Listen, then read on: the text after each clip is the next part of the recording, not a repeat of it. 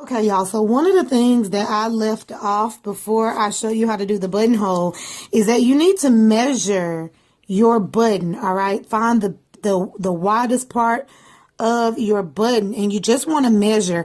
A lot of the times, people measure their buttons with millimeters, so they don't use the big measuring tape or the ruler because they want the smallest measurement as possible because it makes it easier for them.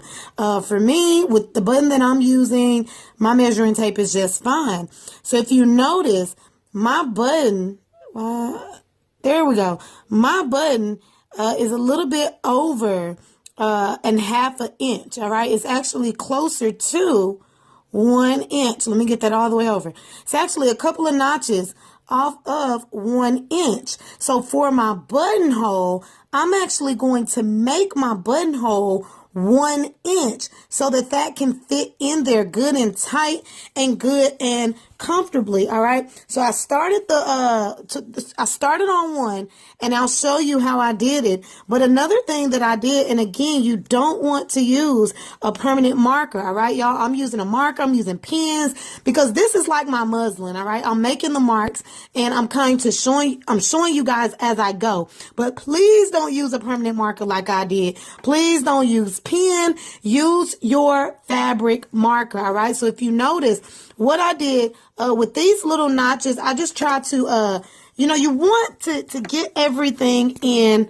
alignment. I keep dropping it. There we go.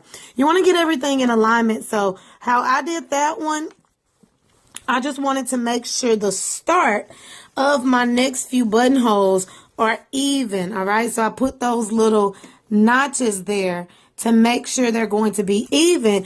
And then I did a line that is a little bit off. I'm going to drag that down to the 1 inch mark. Why is this important?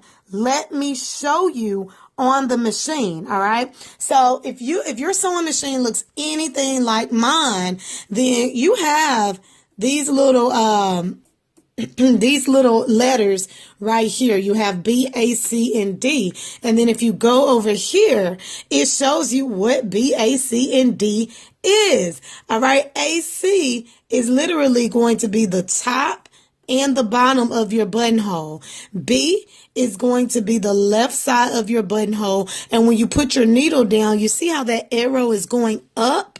You need to keep that in mind. And then D is going to be the right side of your buttonhole, and that arrow is going down. What does this all mean? Basically, by the time you finish your buttonhole, it's going to look like this. It's going to be a perfect rectangle. All right. So let me go ahead and prompt my machine and show you how I do this. All right. And I'm just going to kind of hold the camera as I go. So I'm going to start right up there at my top notch because, again, I want everything aligned. I'm going to put my machine on AC. My machine on AC. And now watch what happens.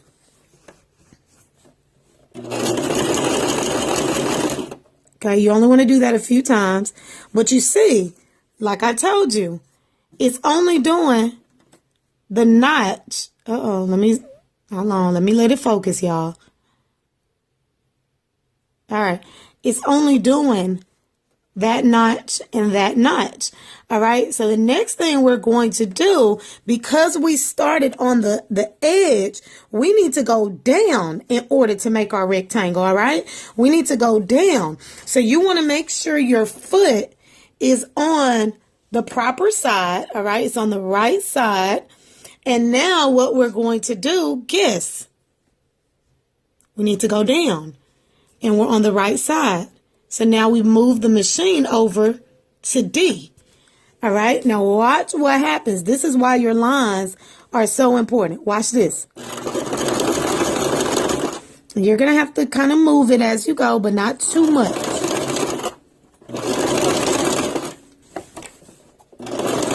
Kind of hard to do with one hand. There we go. Kind of pushing this, a little stuck.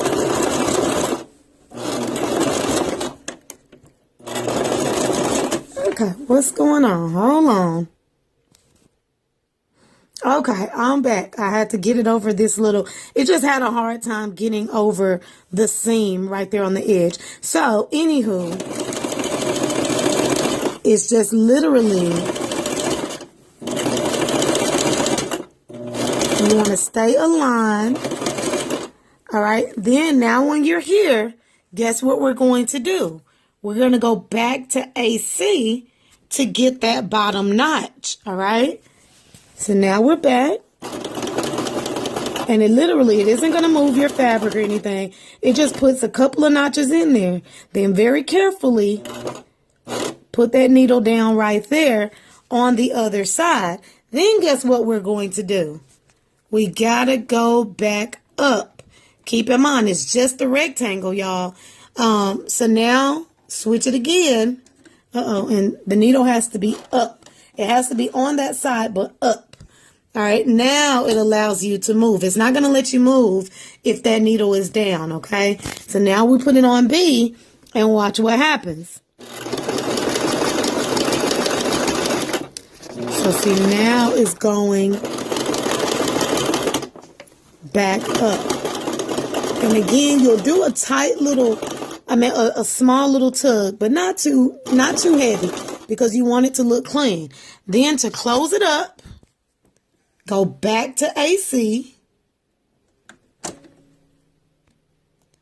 So your buttonholes will look something like this. I mean, you can tell mine are not perfect. You can see it a little bit better on the back. You see that rectangle? You can see kind of where I got off. I was actually correcting that and pulling it out, y'all, because it's just threads. You can pull it out, but you see I messed up there. But look at that rectangle and look there. All right, so you want to perfect this because you're going to end up cutting it. All right, so I'll just show you that. I know mine are not perfect. They're not going to show like that, but now you can probably see why I don't really like buttonholes that much. I have this. I have like a little roller blade, and my roller blade, I'm not going to do it while I'm holding the phone, but you just go in here, all right, inside. You want to make sure you're not cutting into your thread, but literally right in that open space in the middle, that small open space, you're just going to cut a small hole in there. All right, that is what's going to open it up for the buttonhole. And it's okay if it get a little bit rough. Like if you notice this one where I had my button in there, it's okay if it's a little rough, you guys, because keep in mind, you're cutting into fabric. But the reason why you want to create the actual border, the little rectangle around your buttonhole is to keep it from fraying. So see, even though it's rough on the inside of my buttonhole, it's not going to rip. It's not going to expand all the way out here because of all of the stitches that I have around it. So keep that in mind. And then once the button is sitting in there, you won't be able to, see all of that anyway. All right. So y'all practice on the buttonholes. As you can tell, I need a little bit more practice. So I would love to see y'all's. And then you go back through. Don't forget to put your buttons on, align it there perfectly, and you will have the cutest cuff with buttons. All right. All right, y'all. It's time for the test of time. All right. I have all 4 buttons on there. Y'all, look at how pretty they look. You would not think that I hate buttons, okay? Look at my buttons. Look at how clean it is on the back.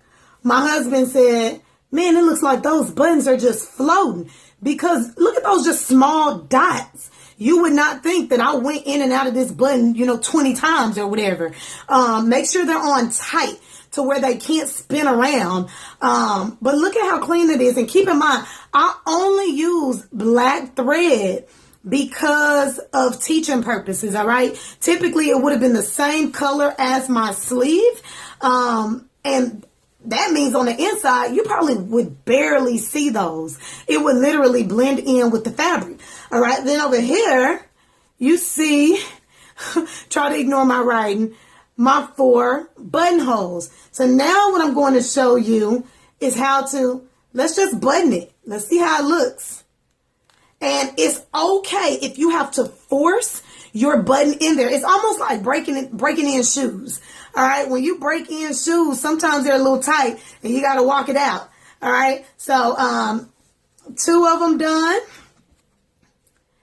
3 of them done. Another thing, make sure when you put your cut in your buttonhole, you clean it up a little bit. You don't want it, fraying too much. So kind of take your scissors and kind of go in there and clean it out. But look at that, y'all.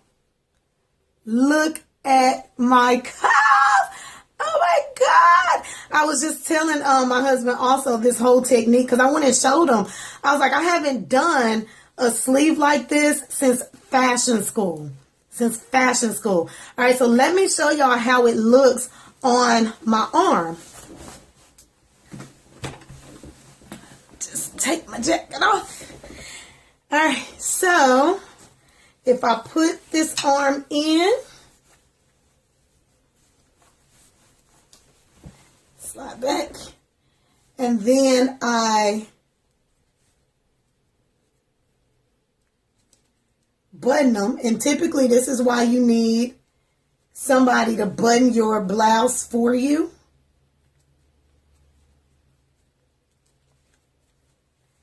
This is what it looks like. All right, 3. And y'all, I only did 4 buttons because the picture had 4. I want to show you exactly how to do it. All right, all 4 of those in there. Y'all, look at that. Look at that. Look at that view. Look at how pretty that is. It's baggy here, but it sits right on top of the cuff. Look at that. That placket in there, but it's laying, it's not showing any skin. It's just laying on top of that other layer. So I'm excited about this, and I hope you guys love this. This is probably the most tedious sleeve that you're ever going to do. The most tedious. If you can find out how to do the buttons on the machine, that will save you a ton of time. But until I figure that out, I'm doing them by hand, and it is a pain to me. I know somebody out there is going to perfect this, going to make it all worthwhile. Make sure you post your pictures, post your videos if you want, and I would absolutely love to see it. All right, y'all, that's all I got. I am signing out. Hey.